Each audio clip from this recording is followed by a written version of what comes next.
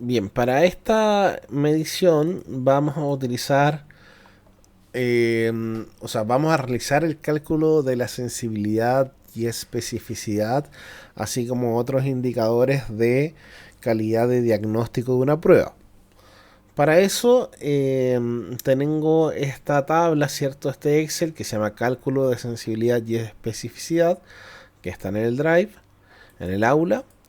Y tengo esta tabla que es del taller, que tiene los resultados de tres pruebas diferentes.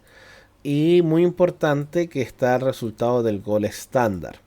El gol estándar, ¿cierto? Es la prueba que nos garantiza cuál es el resultado real de la evaluación.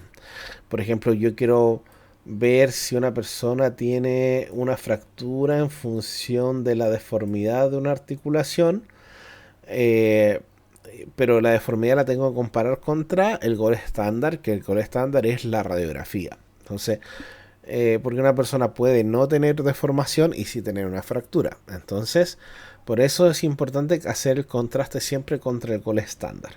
Entonces acá hay tres pruebas diferentes sugeridas comparadas contra el gol estándar.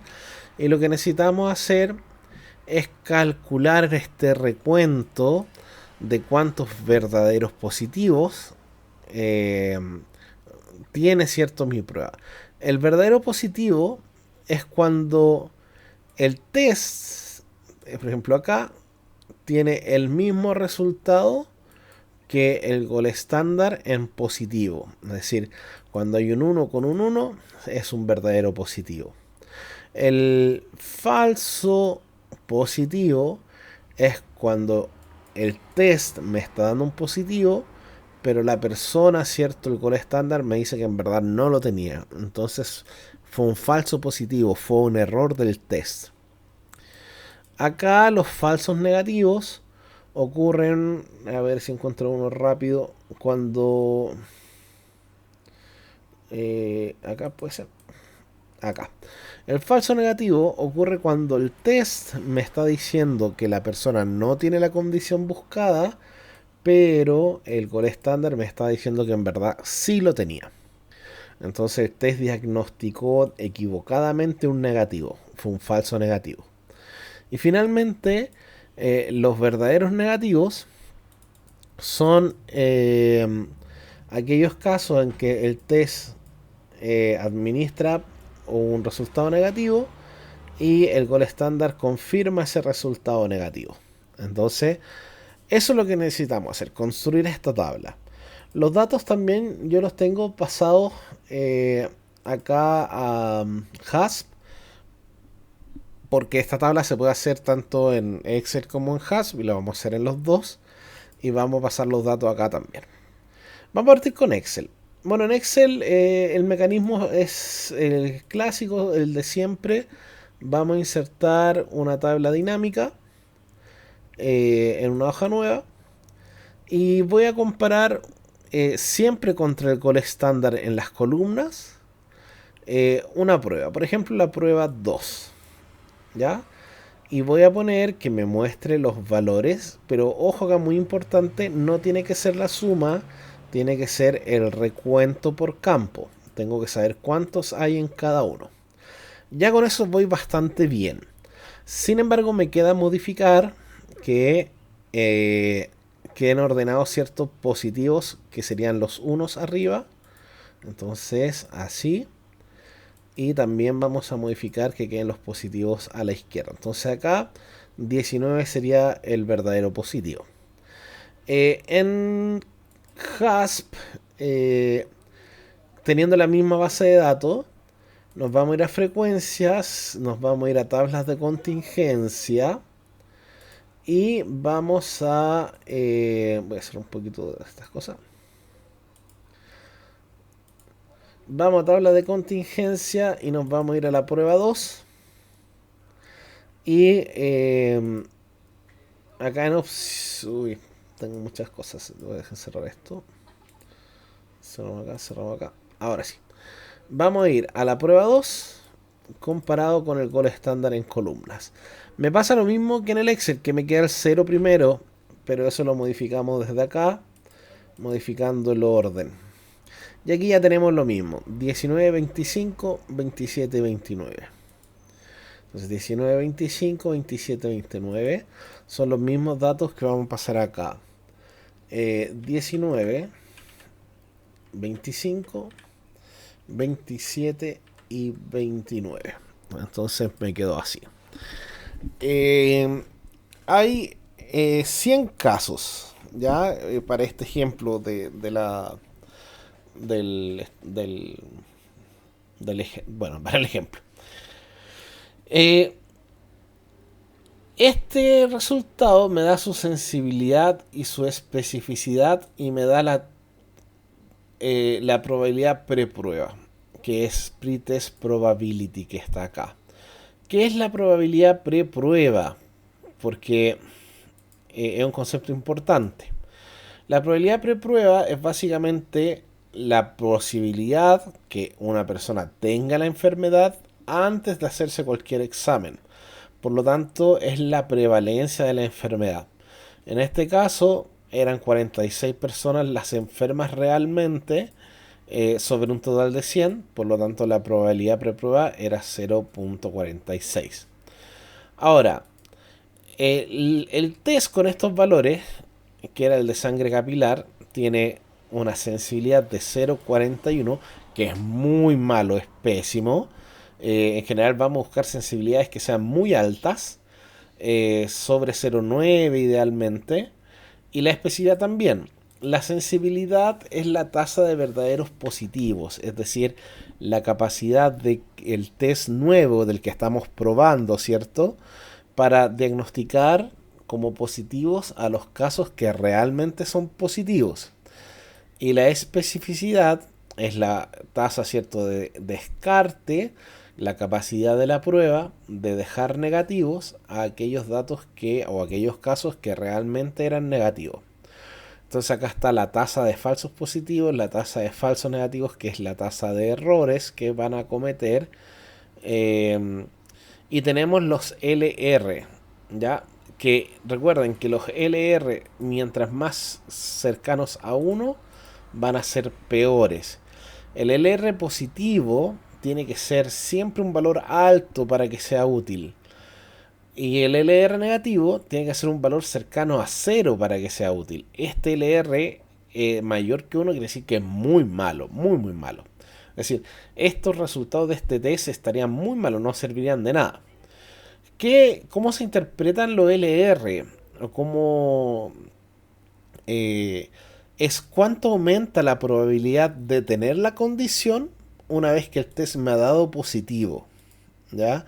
Y en este caso, como los test eran tan malos, la probabilidad de estar diagnosticado después del diagnóstico positivo no aumenta. Entonces eso es pésimo.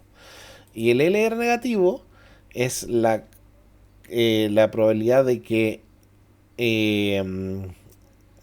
mi probabilidad de después de un test negativo yo no tenga la condición. Entonces, esto, insisto, como son datos ficticios, son resultados de un test pésimo. Acá está su valor predictivo positivo, valor predictivo, o sea, muy malo. Y el DOR, que en general vamos a buscar que sean valores muy altos, que es el Diagnostic Ratio, que un valor de 1 significa que el test no tiene ninguna condición diagnóstica. Acá 0,8 es peor aún. Entonces, insisto, este test nos quedó muy muy malo. Por lo tanto, no sería una buena prueba. Comparemos entonces con la de orina, ya con la prueba 3, ya que este era muy malo. Entonces este nos queda 11, 39, 35 y 15. Y este nos queda peor aún, es decir, una sensibilidad muy mala, una especificidad muy mala, ya se equivoca mucho. Fíjense que los números con error, aquí tengo que darlo vuelta, eso sí, esto es importante para que no nos pase también. Ahí sí, entonces queda 35, 15, ahora sí, 11 y 39. Ya, ahora sí el test queda un poquito mejor, con una sensibilidad y especificidad de 0.7. La probabilidad pre-prueba no cambia porque siguen habiendo 46 personas de 100 enfermas. Acá el LR positivo no alcanza a ser mayor a 5, que es moderado, o sea, hasta un LR bajo. Entonces tampoco es una buena prueba, esa es la verdad. Ahora, con esto ya tenemos la interpretación de la prueba. En el. En, en HASP está en un menú que se llama Aprende Valles, que tiene una opción de clasificación binaria, que es la primera. Y tiene una gracia que nos puede ayudar a graficar todo esto. Entonces, la prevalencia de la condición era 0.46. Ya hemos descubierto la sensibilidad, que era 0.76 y 0.72. Entonces acá nos va a dar con los estadísticos los mismos valores que tenemos acá, valores verdaderos positivos, las tasas, la proporción.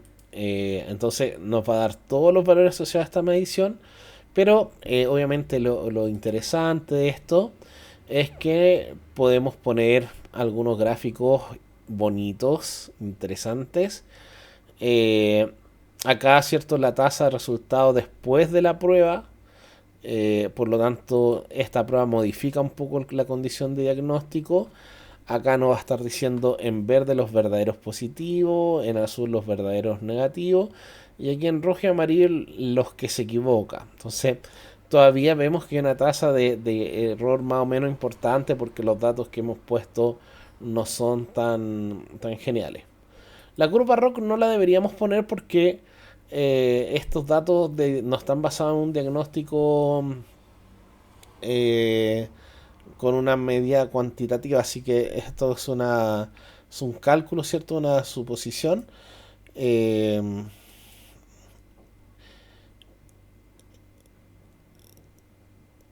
y el otro que nos puede resultar interesante es este, perdón. El gráfico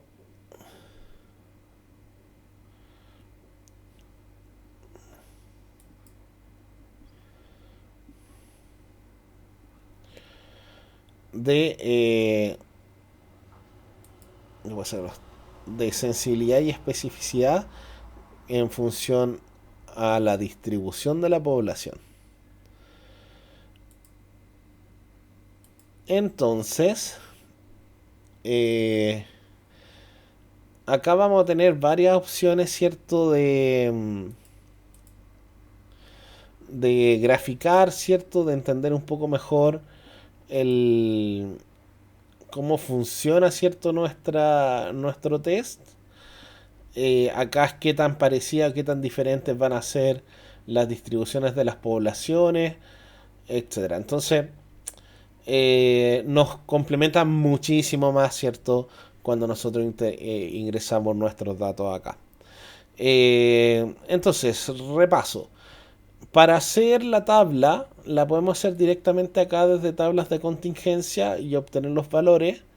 Con esta tabla de contingencia la puedo pasar al Excel para calcular la sensibilidad y la especificidad. Y después aquí en clasificación binaria podemos poner los resultados para obtener estos gráficos y también cierto los datos que bueno van a estar duplicados, pero está bien, ¿ya? Bien, entonces con esto, bueno, y en Excel para calcularlo hay que hacer una tabla dinámica. Ojo, ¿cierto? Que a mí también se me pasa que hay que dar vuelta acá, que queden los positivos, los casos positivos con los casos positivos, arriba y a la izquierda, ¿ya? Igual que en esta tabla para que lo podamos hacer funcionar.